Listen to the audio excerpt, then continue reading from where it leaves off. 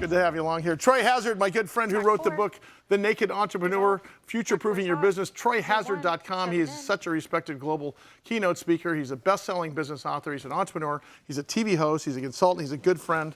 And he's generally in a pretty good mood, as long as he only has to work 6 months out of the year. God. I think he's working 12 months out of the year. Must be nice. Troy, you and I have had this conversation over giant beers because you're from Australia.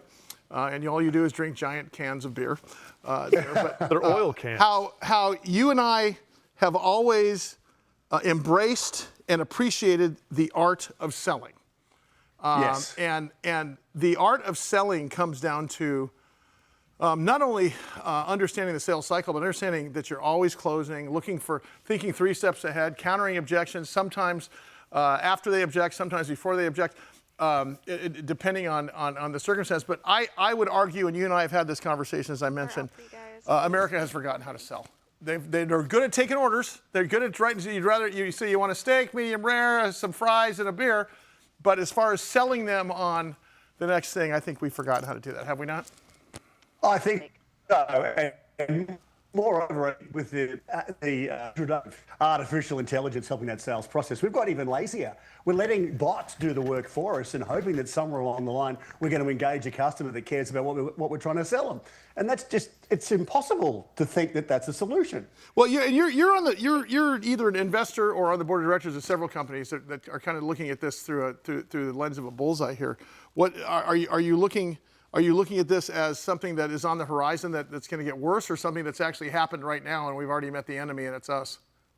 Well, I think it's already happening, but the thing we've got to be conscious of is that it's not the next thing that's going to save us. I mean, we've all looked at AI as being the next big thing, but it's like radio in the 30s, television in the 50s, the internet in the 90s. It is a thing we have to manage, but we need to not use it as a crutch, to use it as a tool.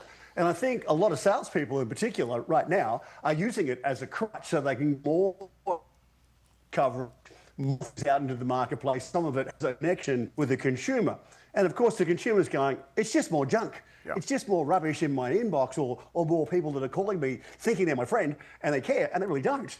Well, what did Howie say today earlier? If you think of AI as a dumb intern and you happen to be a dumb intern, yep. It's garbage in, garbage out. What is the answer? What is the actual intelligent thing to do? AI should be actual intelligence versus artificial intelligence, in my opinion. Yeah, I think so. I think the 2 things I've been encouraging our guys to think about over the last 6 months or so in particular is to work out how to leverage the tools that you've got and that AI gives all of us, but to not use it as an excuse to not reach out and talk to people. At some time, we have to have a human handoff from artificial intelligence to actual intelligence, where real people are talking to you in real conversations, the real purpose to try and engage you. That's the piece that I think we're missing. And the second thing I'm telling our guys to focus on is to not try and understand it. Understand that it is going to influence our business in some way, but engage smart guys around you that can sift through the rubble and actually find the stuff that might be suitable for your business and your purpose. Troy Hazard, entrepreneur, keynote speaker, TroyHazard.com. Troy, I can't lie. The whole time you've been speaking, I've been trying to figure out that maze behind you, and I can't find it. It's an AI background. Oh, is that what it is? Okay. It's an Airbnb. It's meant to engage us.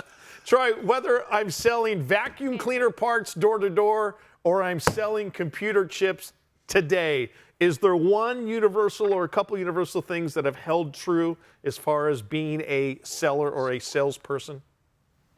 It's true connection. And it's understanding consumer needs. I mean, I bought a technology company back 25 years ago, and the first thing my guy said to me was, you're going to have to learn the technology, Troy. My pushback was, I don't have to learn anything. For starters, I bought the company, but I'm also the customer.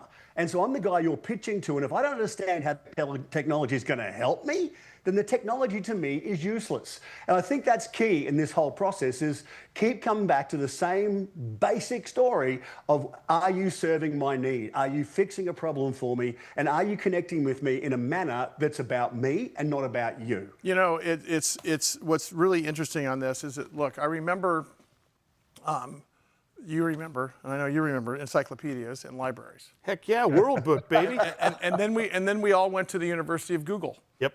Okay, and then the University of Google became quite useless after a while because of some of the same reasons, like when people purchase, let's say, followers on Instagram, suddenly that's everything's sponsored. Everything's sponsored, it's worthless, and you're not getting really what you want out of it. I think there's a place for AI, but it's not an excuse not to do look at, if you use it as a tool, if you use it as, and I'm not talking about ChatGPT, I'm talking about things like Perplexity and Claude and things like that. If you use it as sort of, okay, here's a customer, he's painfully, obviously worried about price, I can't do much about it, give me some strategies here. So there's a sales manager in your pocket type. There's one way to do that and take advice, but not use it to do the work itself, right, Troy? Is that sort of the idea there? Exactly. Like, appreciate my intelligence as a consumer, because I am still the smart guy or girl that you're trying to pitch to before these tools came along. And so when you patronize me in the way that you reach out to me, or it's not in your tone of voice, or it's not even your work, then I'm going to know that because I'm still that same smart guy and girl. I just can see through the rubbish that you're trying to pitch to me. And that's key. I mean, I'm dead set sick of some of our senior leadership sending me a board report that is not written by them. It's written by AI. And I can tell because A, it's incorrect. I mean, it's so funny and B, because we haven't had it here that long, but you can tell in a New York Minute if there's a report that's done by AI versus a report that's done by, I mean, it's so obvious to see just how it's laid out. Troy, thanks, brother. I appreciate it. We'll see you next time.